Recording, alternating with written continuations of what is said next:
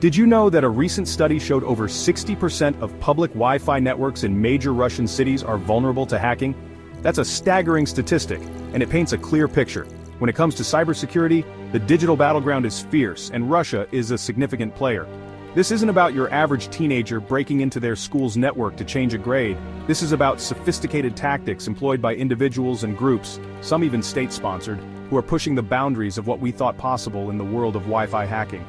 We live in a world dominated by wireless connections. From cafes to airports, homes to offices, Wi-Fi is the invisible thread connecting our digital lives.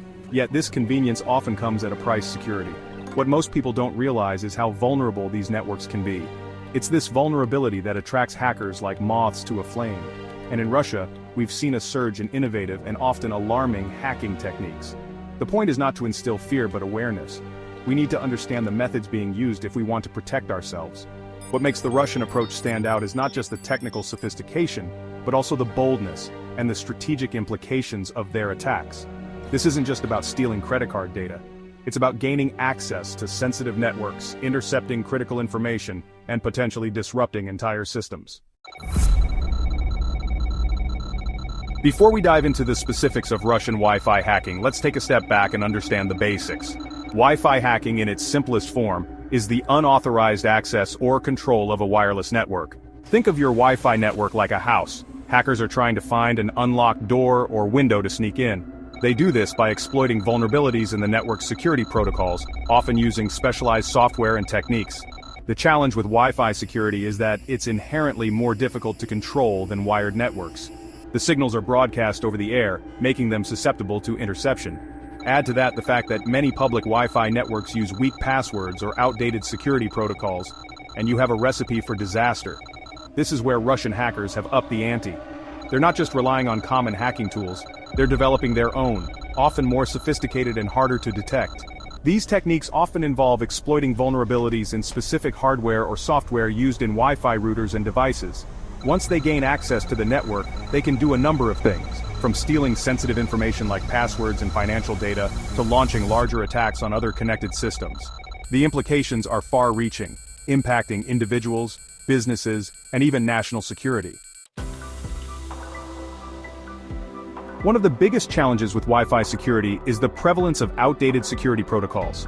For years, the standard was WEP, or Wired Equivalent Privacy, which, despite its name, offered very basic security that could be easily cracked. While most networks have now shifted to WPA2 or Wi-Fi Protected Access 2, many older devices and networks still use WEP, leaving them wide open to attacks. Even WPA2 is not foolproof.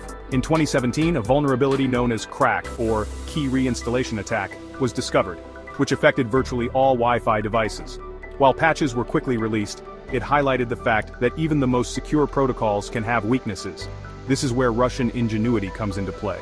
They are known for their ability to quickly adapt to and exploit new vulnerabilities. Russian hackers are known for their advanced technical skills and their willingness to share knowledge and tools within their communities. They often develop and refine custom hacking tools and scripts designed to exploit specific vulnerabilities.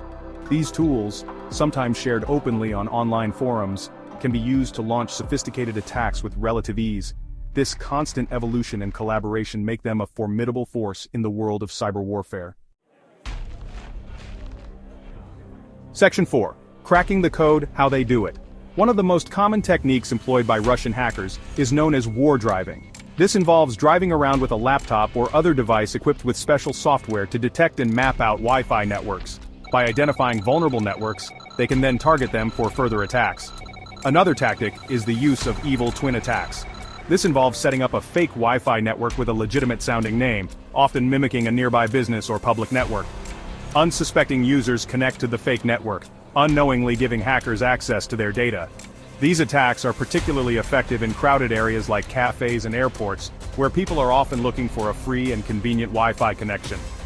Beyond these techniques, Russian hackers are also known for their expertise in social engineering.